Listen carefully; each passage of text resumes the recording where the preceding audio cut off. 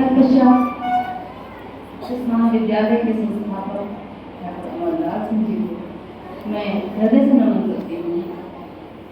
मैं मंच की ओर बढ़ती हूँ, मंच पर आती हूँ। इस कार्यक्रम की अध्यक्षता कर रहे इस महाविद्यालय के ओजस्वी यशस्वी प्रबंधक जी, आज के मुख्य अतिथि राजा हरपाल सिंह महाविद्यालय के प्राचार्य प्रोफेसर अरुण कुमार सिंह जी,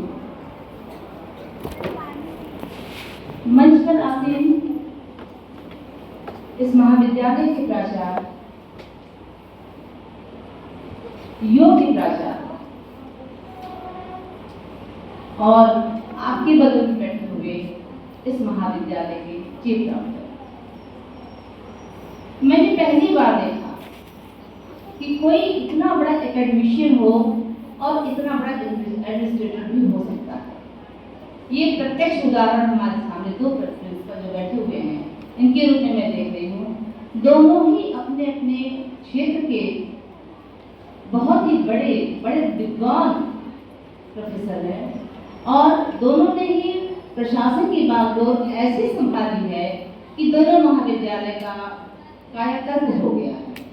पहली बार ऐसा संगठन देखने मिला है कि एक एकेडमिशियन भी एक ना बड़ा एडमिनिस्ट्रेटर या इतना बड़ा प्रशासक हो सकता है। जहाँ तक इस महाविद्यालय की बात मैं जब से आई हूँ तब से सुन रही हूँ। मैं बहुत पहले 98 या 2000 में आई थी, मुझे बहुत एग्जैक्टली डेट नहीं याद है। तो मुझे लगा नहीं कि वही महाविद्यालय है। उस साइड में जो बिल्डिंग है मैं उसमें आई थी, फैक्टोरियल बोर्ड में मैं थी और मैं भी बिल्कुल नई मैंने ज्वाइन किया था। तो लगा कि ऐसा भी मैं केडी कॉलेज से आई थी तो बट नेचुरल दोनों में बहुत डिफरेंस था। तो फिर लेकिन यहाँ क्या है, सिस्टम मुझे बहुत अच्छा लगा था उस समय कि एग्जामिनेशन का टाइम था और पूरे विंग में चाय बढ़ रही थी। तो मुझे इतना अच्छा ये सिस्टम लगा कि मुझे केडी कॉलेज में ये व्यवस्था नहीं थी उस समय। बहुत रिच है कॉलेज हमारा, लेकिन ये व्यवस्था उस समय नहीं थी। तो मुझे लगा निश्चित रूप से ये विजन या ये सोच अभी किसी के अंदर आई नहीं है। वहाँ पे एक सिस्टम बनाने की बात होती है, ये सिस्टम शायद वहाँ डेवलप नहीं हो पाया था। और या ये कह सकते हैं कि बहुत बड़ा कॉलेज है तो वहाँ ये सिस्टम बहुत हो सकता है सफल ना हो पाया हो, इन जो भी रहा हो। तो वो चीज़ हमको यहाँ की बहुत अच्छी लगी थी। आज इस महाविद्यालय में एंटर करते ही जो पॉजिटिविटी आई, जो पॉजिटिविटी दिखी हमें, तो निश्चित रूप से बहुत अंतर हमें समझ में आया।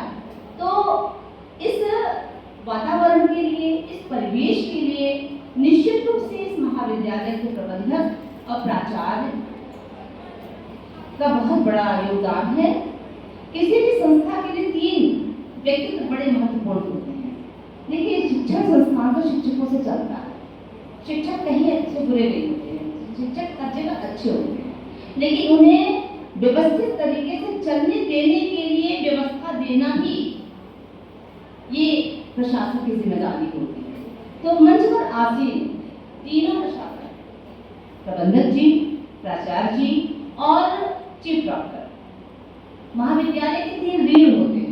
जहाँ तक मेरा मानना है, बहुत प्रशासन में तो मैं नहीं जानती, लेकिन मुझे जो महसूस किया, प्रबंधक व्यवस्था बनाते हैं, प्राचार्य एक प्रशासनिक व्यवस्था को सुदृढ़ करते हैं और चीफ डॉक्टर की सबसे बड़ी जिम्मेदारी होती है महाविद्यालय में अनुशासन को बनाए रखना। तो निश्चित रूप से तीनों अपने अपने फील्ड के बहुत ही योग्य व्यक्तित्व हैं। आप को देख के मुझे बहुत अच्छा लगता है कि ये महाविद्यालय बहुत स्मूथली रन कर रहा होगा।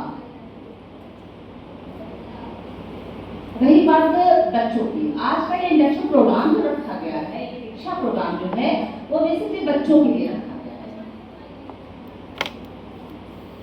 बच्चों के लिए एक ही मैं बात कहना चाहती हूँ कि आप उच्च शिक्षा के लिए इस महाविद्यालय में आए हैं। निश्चित रूप से ये बहुत टर्निंग पॉइंट है आपकी लाइफ का। यहाँ आपको आपको डिसीजन लेना है कि आपको किस फील्ड में जाना है, एकेडमिक्स में जाना है या टेक्नोलॉजी में जाना है या साइंस में जाना है, किसी भी विधा में, जिस भी विधा में जाना है, आपने अपने फील्ड का चुनाव कर लिया है। इस महाविद्यालय में आए हैं तो निश्चित रूप से आप कुछ सोच करके आए हैं, कुछ सपने ले करके आए हैं। हाँ, अच्छा, एक व्यक्ति को बताने में भूल गई, इस प्रोग्राम के आयोजक हिमांशु जो मेरे प्रिय विद्यार्थी रहे हैं, और इनको देख करके यही लगता है कि जब क्लास में बैठते थे तो मुझे लगता था क्लास में सबसे मेधावी छात्र हुआ करते थे।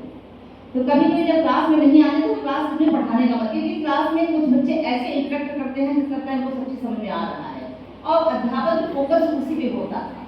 तो कभी कभी अगर हिमांशु ने क्लास मिस कर दी तो लगता है क्लास में बहुत महत्वपूर्ण व्यक्ति आया है। तो इनको देखकर ये लगता है कि निश्चित रूप से डेस्टिनी डिसाइड, हिमांशु का बहुत रुझान पढ़ने में था, लेकिन परिस्थितियां क्या थी, कैसे थी, इन्होंने अपने को चेंज किया और साइबर जोन भी आ गए। जो टेक्निकल एफिशिएंसी के ना होने की वजह से दिल्ली में एडमिशन जो ना ले सका, वो टेक्निकल क्षेत्र में इतना महारत हासिल कर लेना कांट इमेजिन। बट हिमांशु ने किया, तो इसीलिए कहते हैं डेस्टिनी डिसाइड होती है, वो कहाँ जाती है ये कोई नहीं जानता है, लेकिन इसके लिए भी शिक्षा की जरूरत होती है। ये इतना दिमाग इनका ना होता तो अपने को ये स्विच करते ही ना। हम कहते हैं बहुत बड़े घर के लोग पढ़ते हैं, उनको पढ़ने की क्या जरूरत, उनको भी जरूरत है शिक्षा की। क्यों? क्योंकि उनका बिजनेस बेहतर तरीके से चले, इसके लिए दिमाग की जरूरत होती है, शिक्षा की जरूरत होती है। तो शिक्षा अर्जन करना बेसिक कह सकते आवश्यकता है आपकी, ये नीड है आपकी। आज इस सभागार में सारी लड़कियां बैठी हुई हैं और हमें लगता है कि आगे और आने वाला समय लड़कियों का ही होगा। जिस क्षमता से, जिस परिस्थिति से आती हैं, घर के सारे कामों को करके आती हैं और उतने ही मन से पढ़ती हैं, तो निश्चित रूप से आज ये कहने में जरा भी मुझे गुरेज नहीं है कि आगे आने वाला समय निश्चित रूप से इन्हीं का है, इसलिए इनको बेहतर तरीके से अपना परफॉर्मेंस देना चाहिए। देखिए बच्चों, मैं एक बात आपसे निवेदन करती हूँ कि शिक्षक की सबसे बड़ी खुशी उस दिन होती है जब उसका क्लास भरा होता है। क्लास में पहुँचते ही जैसे क्लास भरा मिलता है तो शिक्षक की सारी ऊर्जा आ जाती है और वह ज्ञान भी आ जाता है जो कभी भूला हुआ रहता है। तो मंच ऐसा होता है कि वहाँ कुछ चीजें ऐसी आती हैं जो आपके दिमाग में भी नहीं होती हैं, और बच्चों से इंटरेक्ट करते करते कब आप वहाँ तक पहुँच जाते हैं वो आप भी नहीं जानते हैं। इसलिए बच्चों, तुम्हें यदि कुछ जानना है तो शिक्षक अथाह सागर है ज्ञान का, उससे आप कुछ भी उगलवा सकती हैं, लेकिन आप उगलवाने का मादा रखिए, आप में उगलवाने का हुनर होना चाहिए। किसी भी चीज के लिए हुनर की जरूरत है। अभी डॉक्टर जी ने कहा कि क्वेश्चन बच्चे नहीं पूछते हैं, बट निश्चित रूप से आपको बच्चे बिल्कुल मौन रहते हैं। कभी कभी तो ये तो लगता है क्लास में उनसे नाराज होगा कि कथा पढ़ रहे हैं, बच्चे सुन के जा रहे हैं। तो बच्चों, सबसे बड़ी बात ये है कि अध्यापक से यदि कुछ उगलवाना है तो आपको थोड़ा आगे बढ़ना पड़ेगा, आपको क्वेश्चन पूछना पड़ेगा। आप अध्यापक पढ़ाता है तो आप अपने दिमाग में क्वेश्चन रेज करिए कि हम इनसे क्या पूछ सकते हैं, क्या हम इनसे ले सकते हैं। तो जितना आप पूछेंगे उससे कहीं ज्यादा शिक्षक बन पाएगा। यदि आपने पूछना बंद कर दिया, यदि आपने आना बंद कर दिया, तो पता है शिक्षक की तलवार एक कैंची की तरह होता है, उसकी धार खत्म हो जाएगी। उसकी धार तभी तक बनी रहेगी जब तक आप उसे पूछते रहेंगे, जब तक वो बताता रहेगा, बोलता रहेगा, तो धार चलती रहेगी। क्या है ना कि कैंची लगती है तो जंग लग जाता है, तो ज्ञान में भी जंग लग जाता है। इसलिए आपको प्रयास करना चाहिए कि हमारा शिक्षक हमको क्या क्या बता दे। तो शिक्षक को तो मतलब प्रयास ही करता है कि अपने बच्चों को क्या बता देता है। आपकी की क्षमता शिक्षक में होती है, वो अपना सब कुछ बच्चों को सिखा देना चाहता है और उसे तब खुशी होती है जब उसका विद्यार्थी उसके सामने आजमाना शुरू करता है। बहुत खुशी होती है कि यहाँ किस तरह से उसने अपनी पहचान बनाई है, किस तरह से अपनी योग्यता से यहाँ पूरे महाविद्यालय में छाए हुए हैं। निश्चित रूप से मुझे कहने में ये संकोच नहीं है, ये इनकी प्रतिभा, इनकी विद्वता, इनकी योग्यता थी जो इनको यहाँ तक ले आया। तो इसलिए विद्यार्थियों को हमेशा कक्षा करनी चाहिए। शिक्षक को बड़ा इंतजार रहता है अपने बच्चों का और जैसे एक एक करके बच्चे आते आते हैं तो उनके उनके मन की खुशी को वही केवल जान सकता है। और खैर हम लोग की क्लास में बिल्कुल भरी हुआ करती थी, माचू बैठे हैं क्लास में बैठने की जगह नहीं हुआ करती थी। तो ऐसी क्लास को मैंने संबोधित किया है।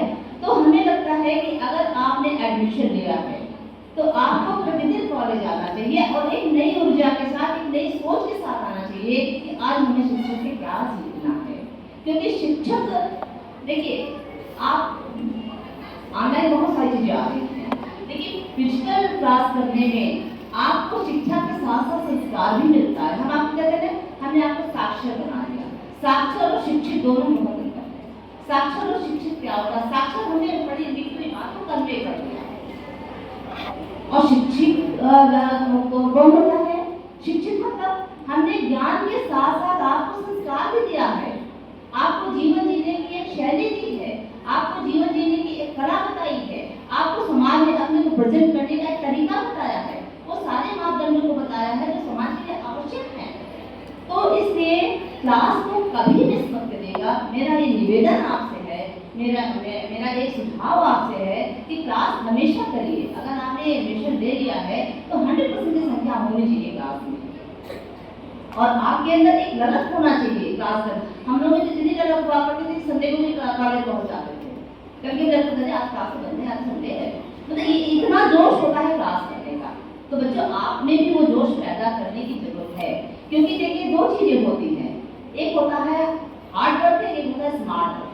ये इसके डेवलपमेंट की बात है। आप हार्ड वर्कर बनना चाहते हैं, स्मार्ट वर्कर बनना चाहते हैं।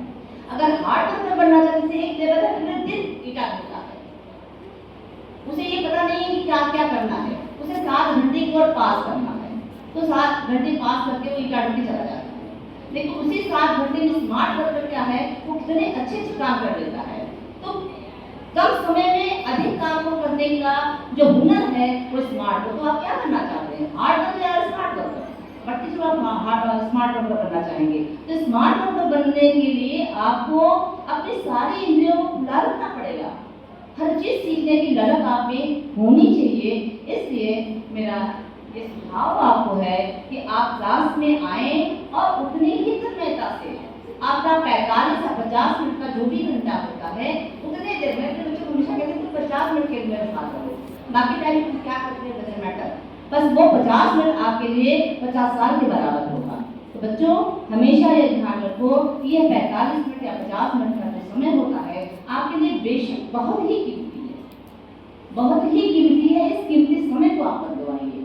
तो कभी कभी बच्चे डिस्ट्रैक्ट हो जाते हैं, कहीं कोई बाहर है, कहीं कोई मोबाइल बज गया, कुछ हो गया, कोई बात नहीं, लेकिन अपने को उस 45 मिनट या 50 मिनट में केवल डायस को के टीचर को फोकस करिए और अपने विषय को फोकस करिए। देखिए कुछ भी आपसे बचा नहीं रह जाएगा। रही बात कोई ना कोई लक्ष्य लेकर के आप यहाँ आए होंगे, तो हमने कहा ना कि लक्ष्य के अलावा यदि आपको कुछ और दिखता है तो वो सबसे बड़ा दुश्मन आपका है। आपका लक्ष्य क्या है? पढ़ना। पढ़ने के अलावा यदि कुछ और आपने सोचा, कुछ और आपने देखा, कहीं और आपकी दिलचस्पी हुई, तो निश्चित रूप से वो आपके लिए हानिकारक है, निश्चित रूप से वो आपका दुश्मन है। तो दुश्मन से बचे रहने के लिए अपने लक्ष्य पर फोकस करिए। यदि लक्ष्य पर फोकस अर्जुन ने न किया होता तो तीर सही दिशा में न रहता। अर्जुन को ही आप उदाहरण मान लीजिए कि अर्जुन ने लक्ष्य न साधा होता तो शायद वो तीर चलाना पाते। तो इसलिए अर्जुन बनिए, अर्जुन बनने की जरूरत है। इसलिए लक्ष्य को पूरा करने के लिए पूरी तन्मयता के साथ आपको विद्या अध्ययन करने की जरूरत है। दूसरी बात हम ये देखते हैं कि एक कॉन्फिडेंस लेवल होता है बच्चों में, खासतौर से रूरल बेल्ट में हम देखते हैं कॉन्फिडेंस लेवल थोड़ा सा बच्चों का कम होता है। कॉन्फिडेंस को बढ़ाने के लिए देखिए कॉन्फिडेंस जीवन के लिए बहुत जरूरी है। जैसे किसी भी काम को आप बहुत अच्छे से करते हैं वो परफेक्शन कहलाता है, लेकिन परफेक्शन क्या है? आपने काम को अच्छी तरह से कर दिया, वो परफेक्शन हो गया, वो परफेक्ट है, यार आप कुछ और नहीं हो सकता है। लेकिन कॉन्फिडेंस जो है वो आपको बुरी परिस्थितियों को हैंडल करने में मदद करता है। ये कॉन्फिडेंस, हिमांशु कॉन्फिडेंस लेवल ऐसा है कि शिक्षा जगत में घुस गए, ऐसी सेध हमारी शिक्षा जगत में, तो ये कॉन्फिडेंस लेवल है ना कि हम अपने को वहां पर कर लेंगे। तो हमें बहुत अच्छा लगता है कि यदि आपका कॉन्फिडेंस लेवल, बच्चों आपके लिए हम बोल रहे हैं कि अपना कॉन्फिडेंस कभी लूज मत करिएगा। कुछ आता है तो पूछ लीजिए, लेकिन आपका कॉन्फिडेंस बहुत ही हाई होना चाहिए, क्योंकि उसी से आपको बड़ी ताकत, बड़ी ऊर्जा मिलेगी। तो कॉन्फिडेंस लेवल हमेशा अच्छा आपका होना चाहिए, ऊंचा होना चाहिए, क्योंकि वो आपको बुरी परिस्थितियों से, बुरे समय से लड़ने में, हैंडल करने में उसको आपको मदद करता है। इसलिए ये कभी मत सोचिए कि संसाधन मेरे पास नहीं है, सीमित संसाधन है, बहुत गरीबी है, बहुत विषम परिस्थिति है। आप कलाम को जानते हैं, जो कैप्टन बनना चाहते थे, मिसाइल मैन हो गए। कलाम को आज तो कोई कलम लिख ही नहीं पाएगी, कलाम के बारे में क्या ही आप लिखेंगे। वो ऐसे व्यक्तित्व हैं जिनके बारे में लिखने की हिम्मत ही कोई नहीं जुटा सकता, तो कलाम को कोई कलम नहीं लिख सकती। वो ऐसे व्यक्ति हैं, ऐसे व्यक्तित्व हैं जिन्होंने दुनिया में, हम तो दुनिया में वो एक अलग ही इंसान मानते हैं। कितनी विषम परिस्थिति, आपको पता होगा, 4 रात में न्यूज़पेपर पढ़ते थे, स्ट्रीट लाइट में पढ़ते थे, आज मिसाइल में होते हैं। राष्ट्रपति के रूप में जब आप वापस आए अपने घर के पास, क्या था, एक दिन चक्कर था, 1000 लाख के हिसाबे थी, 1 घंटा पड़ा उनके पास। तो इतना महान पुरुष, उनको आदर्श बनाइए। वो क्या कहते थे कि बंद आंखों से सपने नहीं देखे जाते, सपने वो है जो हमें सोने ही ना दे। तो वो जो आप ऊर्जा, वो जो आपको सोच, वो जो आपको एक लक्ष्य, वो जो आप एक सपना लेकर के इस कॉलेज में आए हैं, उस सपने के लिए आप अपने तत्पर रहिए, उस सपने के लिए आप अपने बेचैन रहिए, वो आपको सोने ही ना दे जब तक आप अपने लक्ष्य को हासिल कर करते हैं। बच्चों, उन्हीं से प्रेरणा लेकर के आप अपने हौसले को बनाए रखिएगा। पंखों से उड़ान नहीं होती, उड़ान हौसलों से होती है।